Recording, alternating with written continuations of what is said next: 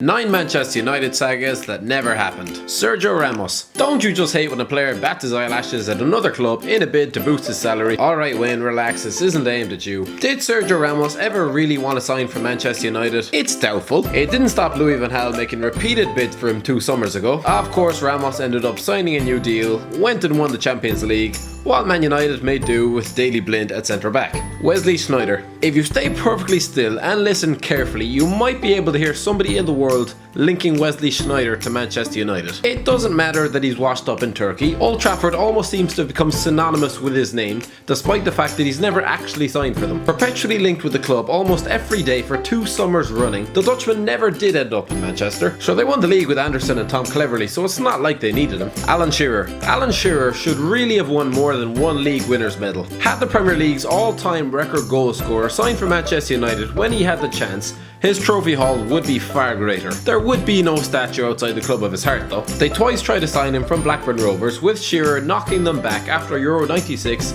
to sign for Newcastle United in a world transfer record breaking £15 million deal. Ronaldinho. Ronaldinho broke English hearts in 2002 when his overhit cross, or perfectly timed lob depending where you were born, ended up in the back of David Seaman's net. So naturally Sir Alex Ferguson tried to entice England's tormentor to Manchester the following summer, as an indirect replacement for David Beckham, who had the gall to complain about getting a boot in the face. The PSG star was on his way to Old Trafford in 2003, only for Barcelona to intervene at the 11th hour. Man United had to settle for signing some scrawny kid from Portugal instead, Cesc Fabregas. The summer of 2013 does not reflect well on David Moyes. Rejected by about 10 world-class players who probably didn't have a clue who he was, must have known then that he was out of his depth. Seeing him get knocked back by the likes of Toni Kroos, Arturo Vidal and Thiago Alcantara within 5 minutes of taking the Manchester United job was a bit embarrassing. Cesc Fabregas was also on the agenda, with the club making numerous bids before the player rejected them, claiming he wanted to remain at Barcelona for life.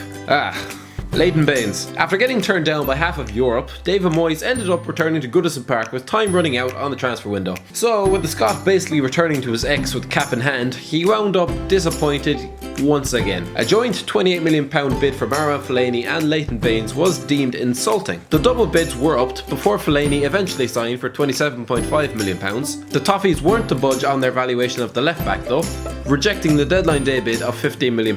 John Obi Mikel. Technically, John Obi Mikel was not a failed transfer, as he did end up signing for Manchester United. He just didn't play for the club. Mind, there's probably some Chelsea fans who probably wish he had. In April 2005, Man United announced they'd struck a deal with Lynn Oslo for the teenager. Chelsea claimed they already had an agreement with the Nigerian and his agents, with his parent club rejecting the claim. Mikel was quickly handed a Manchester United jersey and told to smile for the cameras as he signed his contract before the Nigerian escaped to London. Appearing after a 9-day hunt for him, he claimed he'd been pressured into signing and that Chelsea were the money club for him. Sorry, only club for him. Michael Ballack. As soon as Roy Keane's Manchester United career went up in smoke, every Tom, Dick and Harry who could tackle and pass were suddenly hailed as his successor. Oh, and Liam Miller too. It was Michael Ballack who was the name on everybody's lips in the summer of 2005, however, with the German having claimed he would leave Bayern Munich at the end of the 05-06 season. With a pre-contract said to have been in place, the Red Devils would secure him on a free the following summer. At least that's how it was supposed to go. Man United went out in the group stages of the Champions League that season, so Ballack ended up signing for Chelsea the following year. Michael Essien. Manchester United tried to sign Michael Essien. He said no and signed for Chelsea instead. Is anybody else sensing a pattern here? Essien was one of Europe's hottest prospects in the summer of 2005, with Man United, Arsenal, Chelsea and Real Madrid all vying for his signature. The 22-year-old even went on strike in a bid to force through a move. Despite singing the praises of Old Trafford, Sir Alex Ferguson, the players and even claiming that he would like to play for them, Essien ended up putting pen to paper at Stamford Bridge.